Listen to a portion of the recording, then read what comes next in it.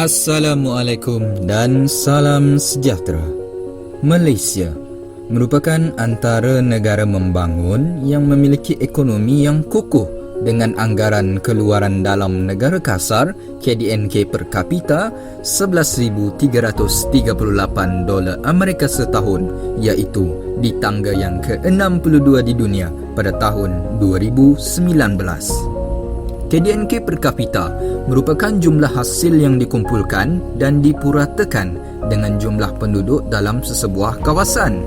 Kaedah ini digunakan untuk mengenal pasti taraf hidup rakyat di sesuatu kawasan. Video kali ini, kami akan kongsikan 5 negeri dan wilayah paling kaya berdasarkan KDNK per kapita di Malaysia. Sebelum kita teruskan, tekan dulu butang langgan dan butang loceng.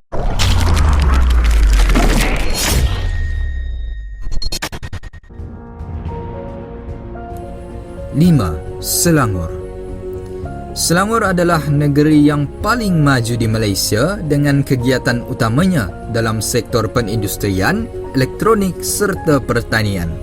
Kegiatan tersebut telah menjadi penyumbang utama kepada KDNK per kapita negeri Selangor, iaitu sebanyak RM4,294 Malaysia sebulan atau RM51,528 Malaysia setahun. Hal ini juga disebabkan kedudukan Selangor yang strategik, iaitu berdekatan dengan Kuala Lumpur dan Putrajaya.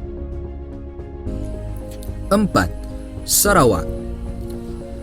Negeri bumi kenyalang ini kaya dengan sumber semula jadi dan menjalankan ekonomi meliputi pelbagai industri seperti perlancongan, petrokimia, kargo, perkhidmatan udara dan produk logam. Sarawak telah mencatatkan pendapatan tahunan sebanyak RM52,301 Malaysia atau RM4,358 Malaysia sebulan. Sebahagian besar kekayaan semula jadi negeri ini juga diekspor ke luar negara. Ketiga, Pulau Pinang. Pulau Mutiara ini sering menjadi tumpuan para pelancong.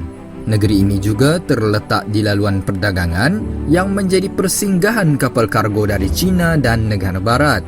Ekonomi negeri ini turut meliputi sektor pelancongan, kewangan, perindustrian dan tenaga mahir dengan pendapatan tinggi sebanyak RM4,411 Malaysia sebulan dan RM52,937 Malaysia untuk setahun per kapita. Kedua, Wilayah Persekutuan Labuan. Mutiara Borneo ini merupakan wilayah persekutuan kedua yang ditadbir langsung oleh Kerajaan Persekutuan bersama Kuala Lumpur dan Putrajaya. Labuan mencatatkan KDNK per kapita RM6,194 Malaysia sebulan bersamaan RM74,337 Malaysia setahun. Selain pelabuhan strategik serta kaya dengan minyak dan gas asli, Labuan juga diiktiraf sebagai pusat perniagaan dan kewangan antarabangsa. Labuan yang bebas cukai ini juga menarik untuk dikunjungi oleh pelancong. Kepada yang tidak mengetahui dan menyangka Labuan ini masih sebahagian dari Sabah, sebaiknya sila kembali semula ke bangku sekolah. 1. Wilayah Persekutuan Kuala Lumpur dan Wilayah Persekutuan Putrajaya. Wilayah yang paling kaya di Malaysia ini jauh meninggalkan pesaingnya di belakang, terkenal sebagai ibu kota, pusat perniagaan dan pusat pentadbiran negara. Majoriti penduduk merupakan pemegang syarikat, pengurus tadbir ataupun ahli perniagaan, menjadikan pendapatan purata per kapita bagi wilayah ini adalah RM10,107 Malaysia untuk sebulan dan RM121,293 Malaysia setahun. Namun, sara hidup untuk tinggal di bandar besar ini sangat tinggi berbanding negeri-negeri lain.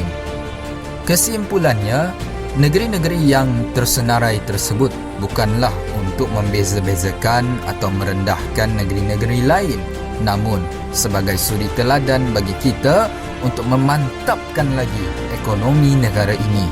Semoga negara kita menjadi lebih maju dari segi politik, ekonomi dan juga sosial. Baiklah, jangan lupa komen, tekan butang suka dan kongsikan video ini.